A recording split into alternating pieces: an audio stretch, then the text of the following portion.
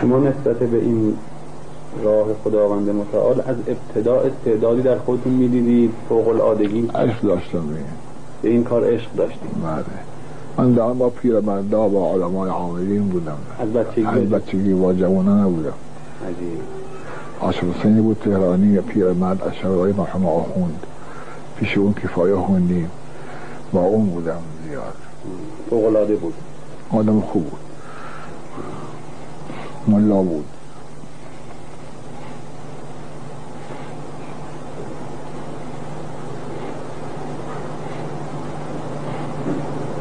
با شرکبر عراقی زیاد بودم. در جاهایی که در عبادتگاهایی که در نجف هست یا امکنه متبرکه‌ای که هست، کجا را خیلی؟ من وادی، همش وادی بودم. وادی السلام نجف همش وادی السلام بودم، به حدی که بعد شب اونجا میخوابیدم. بله، خواب میبود. چی میدیدید که اینقدر علاقه داشتید؟ روح و ریحان، بهشت وادی السلام.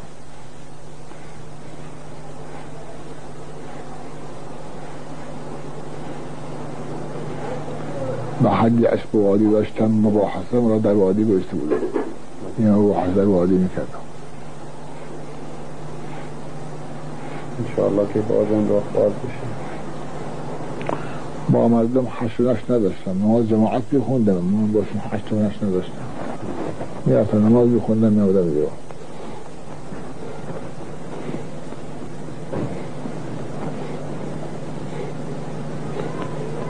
چه عملی را خودتون تجربتاً مقرب دیدید، خیلی مؤثر دیدید در 1000 قل هو الله؟ بله.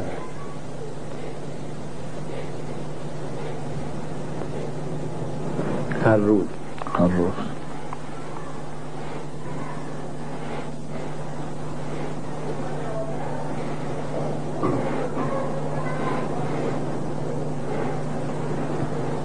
مرحوم قاضی را آقا کجا خدمتشون میرسیدید؟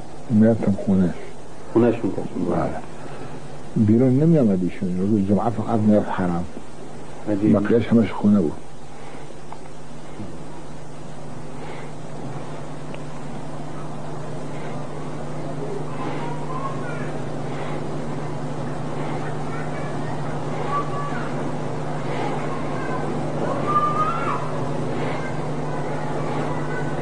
حالا پرسیدم مختصرا، اما چه صفتی در صفات مرحوم قاضی ممتاز به نظر می رسید؟ با نظر توحیدش.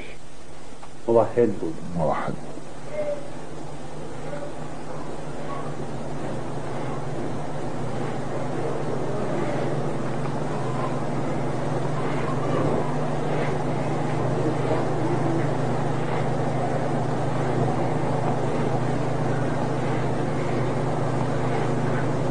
خیلی هم فقیر بود، جهت مادی خیلی عجیب.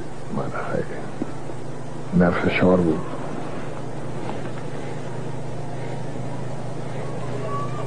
چند تا زن داشتن؟ 4 تا زن داشتن. وقت این کثرت ایال ایشون مانع نمیشد از بس که قوی بود مانع نمیشد. قوی بود. آفرین، قاضی قوی بود، همش فعالیت بود.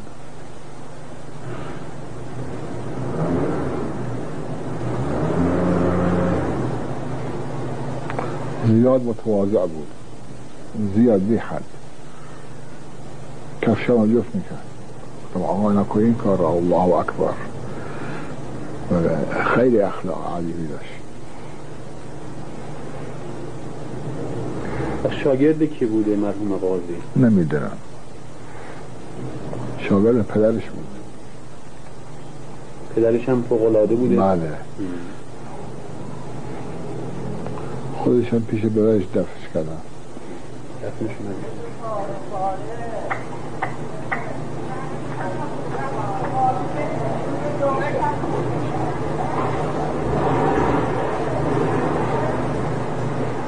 در زمان غیبت کبرا فرمون که امکان تشرف برای شیعیان هست.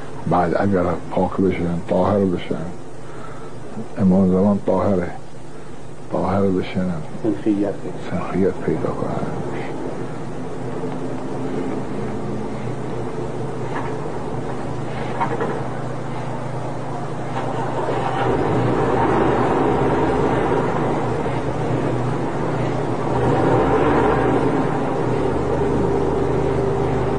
عمل خاصی برای تشرف سراغ دارید؟ همین سلام علی یاسین. سلام علی یاسین. بله. توسل به امام زمان معبو